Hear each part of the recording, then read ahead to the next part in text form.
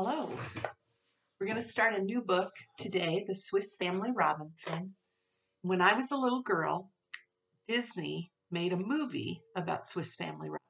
Now, it wasn't a cartoon movie, it had real people in it.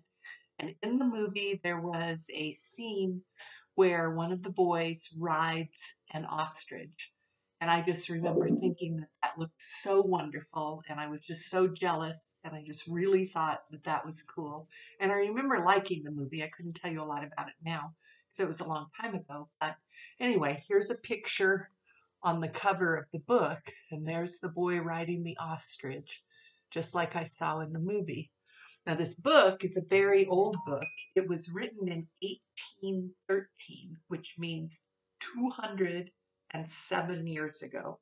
But I think the story is still an adventure that you would like, so we're going to try this one. The first chapter is called Shipwrecked. Many years ago, my family left Switzerland and boarded a ship bound for the sparkling blue waters of the Pacific Ocean.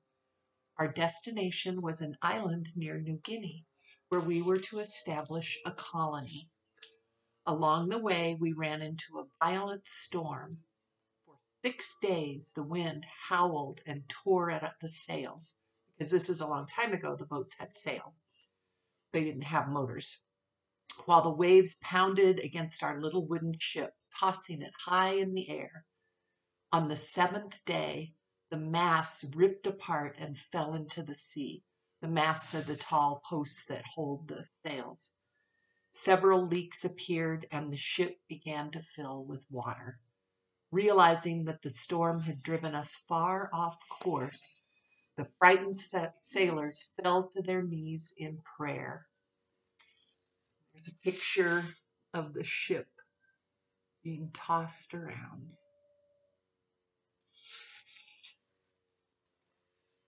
You mustn't be afraid, I said to my 4 sons, Fritz, 15, Jack, 13, Ernest, 11, and Francis, 8, who clung to me trembling.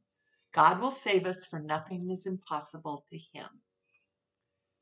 My wife Elizabeth wiped away her tears and reassured our sons that we would survive this crisis. I admired her courage, but my heart was heavy as I led my family in prayer. Land ahoy, cried a sailor. At that same moment, the ship crashed into a large rock, sending everyone on board reeling in all directions. Then we heard a loud crack, as if the whole ship was falling apart. Suddenly, the sea came rushing in. All is lost, shouted the captain in his booming voice. Into the boats, men. As the terrified sailors rushed by us, Elizabeth and the children looked at me in wide-eyed amazement. Stay calm, I said. There is no reason to panic. First of all, the water hasn't reached us yet, and secondly, we are near land. Wait here in the hold while I go see what is the best thing to do. There's the picture of everybody all worried. And the water kind of over there rushing in.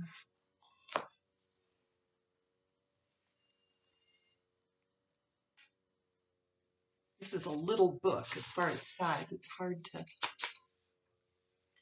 the pages.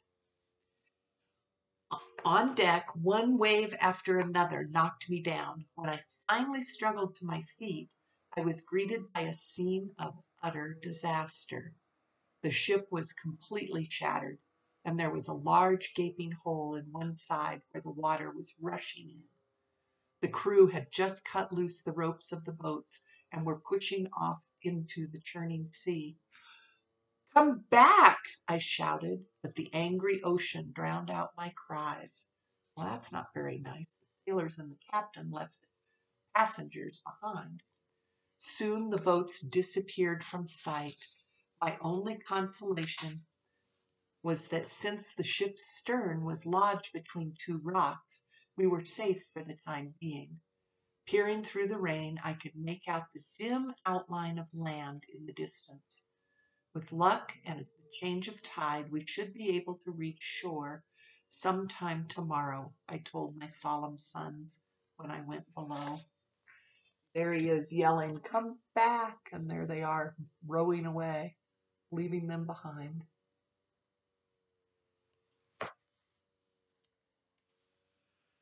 "Come, let's eat some dinner," Elizabeth added bravely, sensing my anxiety. "We have a long night ahead of us." Fritz, my eldest son, who realized the danger we were in, sat up with us long after his brothers fell asleep. "I've been thinking," he said, "if only we had some life jackets, we could swim to shore." "Good idea, Fritz," I answered. "Let's see what we can find to make them." In the kitchen, we uncovered some small wooden butter tubs. We tied these together 2 by 2 using towels. When we were finished, we had made 6 life jackets. Delighted with his accomplishment, Fritz curled up near his brothers and fell into a sound sleep. Elizabeth and I, fearing that each strange sound might spell disaster, kept a prayerful watch throughout the long night. The first rays of morning light awakened the boys, and they rushed up on deck to see a bright sun shining over the Pacific. There they are making life jackets out of the barrels. The barrels will float, kind of like those floaty things little kids put on their arms. The barrels will help them bob back up. As we saw that the sea was calm at last, our spirits began to soar. "Let's put on our new life jackets and swim to shore," Fritz cried. "Maybe you can swim, Fritz," Jack answered cautiously, still shaken by the desertion of the crew. "But the rest of us can't. We'd soon be drowned. Wouldn't it be better to make a float of rafts to get to land that way?" "Good thinking, Jack," I said, slapping him on the back. "Get busy, everyone. See what you can find." When Jack opened the doors of the captain's quarters, his 2 huge dogs, Turk and Flora, came leaping out. They licked Jack's face and hands hungrily. Jack jumped upon the back of one and, holding tightly to his ears, rode him up on deck. "Better be careful," I warned. "A hungry dog can be dangerous." There they are. Turk and Flora are very large dogs. They look like mastiffs to me. And if I remember right, that was what was in the movie I saw. "You'll be glad enough to have these dogs when we get to land," Jack replied. "They'll be great help hunting and shooting." "Look what I found," called a voice from below. Rushing down, we saw 4 empty casks. Casks are they're a barrel that used to hold liquid like wine or beer. Rushing down, we saw 4 empty casks floating about in the water. We immediately fished them out and sawed them in half, making 8 tubs, each big enough to hold 1 person. Then I salvaged several long planks from the hold and placed the 8 tubs upon one, nailing each tub securely to the plank. Then the boys and I nailed 2 planks on each side of the tubs, creating a narrow but sturdy boat. After cutting other planks into paddles, we lowered the boat in the water. We were ready to set sail. "Wait!" cried my wife, scurrying up from another section of the hold. "You won't believe what I've discovered. A cow, a mule, 2 goats, 6 sheep, and a pig." She caught her breath and went on, "Plus hens, roosters, pigeons, geese, and ducks." Well, if you remember, they were going to go establish a colony. So they were going to create a new town on an island. So probably they had packed all those things to ship there to help establish the new colony. So anyway, there they are sawing the casks. See, they're big barrels, and they're going to cut them in half, like the one you can see that's a half, and that way somebody can sit inside it and float.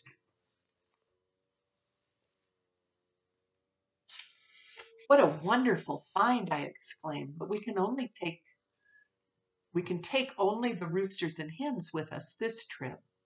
Then I tucked them in the tub that already held the gunpowder, threw the pigeons up in the air, and put the other fowl in the water.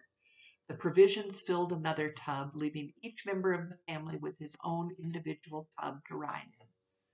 "I shall never muster enough courage to get into one of these," said Elizabeth nervously. Come now, dear wife, I think your tub is a better sailing ship than the wreck we're leaving behind. I took her by the arm and gently guided her into the little round vessel. We're off, I yelled as we pushed away from our wrecked ship. Turk and Flora swam after us, along with all the cackling geese and ducks. The sea was calm and the sky was bright blue with not a cloud in sight. Paddling along, we passed chests and casks from the shipwreck and managed to seize 2 of them and pull them aboard. So there they are, sitting in their tubs. Looks like a ride that you'd see at an amusement park, doesn't it? Like a log ride or something.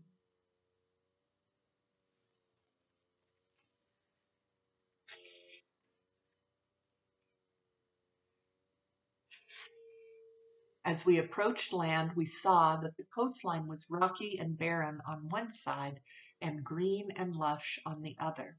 Suddenly, we hit a swift current which swept us toward the rocky coast and into a little opening between the rocks.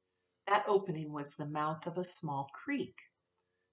That's good because a creek would be fresh water flowing into the ocean, so that would be clean water to drink.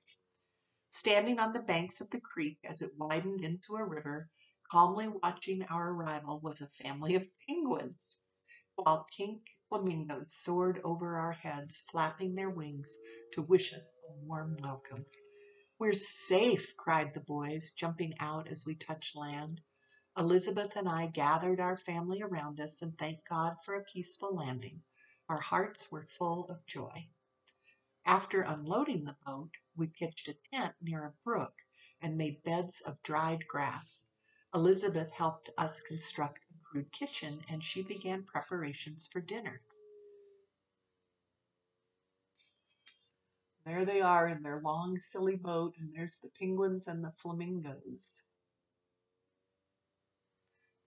They must be someplace like, well, I don't know. Where would they have penguins and flamingos both? Like the South Pole area? I don't know. While I was dragging the 2 casks up from the shore, the boys set out to explore the area. Jack found a giant lobster, and Ernest discovered an oyster bed. Fritz, returning from the other side of the creek, brought back a native pig. He told of beautiful woods and fields with soft green grass for our animals to eat. Tomorrow we'll return to the wreck and bring all the animals here, I assured him. Did you see any trace of the crew? But neither Fritz nor the others had seen even a glimpse of the sailors. After dinner, as the sun sank in the west, we retired to our tent. We had been through a frightful ordeal, but we were grateful to be alive and to be together. And so it was that my family, shipwrecked at sea, spent their first night on a desert island somewhere in the South Pacific. There they are.